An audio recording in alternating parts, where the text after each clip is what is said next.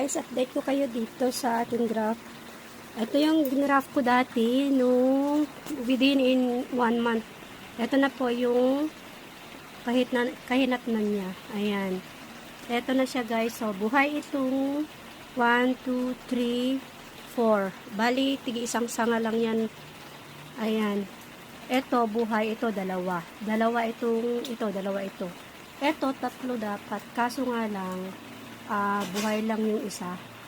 Isang tangkay lang. Isang sayon lang ang nabuhay. Yung dalawa ay patay. So, bali ito ay bago ito. Kasi hindi siya nabuhay yung sayon na ito. At saka ito. And then, ito. Parang, ito ay hindi na siya buhay. So, kailangan natin palitan ulit ng panibago. Ayan. So, ngayon ay gagawa tayo ng ulit ng ito. Naganda ako ng plastic. Saka, ito lang. Nawala kasi yung aking mga gamit, kaya hindi ko na siya nahanap. So, simple lang ating gagawin. Ganyan lang. Mabubuhay naman siya pagka kahit simple lang yung gagamitin natin. Ayan. Okay, gawa na tayo. Ayan guys, pinutol ko na siya. So, buhay siya ito guys. Ito yung bagong ano niya. Oh. Ayan. So, dito ang aanuhin natin guys. Ayan. Dito lang yung ating gagawin. Ayan. Ayan. Ganyan lang kalaki guys ang gagawin natin, no? And then, kukuha tayo ng sayon.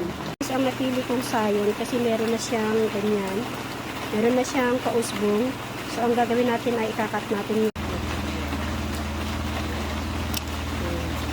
so, bali, ito yung ating ilalagay doon.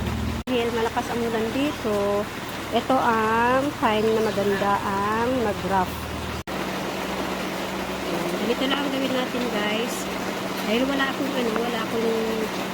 nawala ko yung ating mga gamit, pwede na itong kutsilyo ko na matalas naman po siya. Ayan. Ganyan lang yung ating gagawin. Ayan. Ayan. So, ganito lang guys ang ganyan lang guys ang ating gagawin. Okay na yan. Ngayon meron akong aloe vera dito.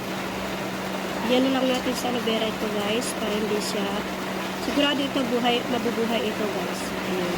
So ngayon itutusok natin dito guys yung sayon. Ayan. Kailangan ayan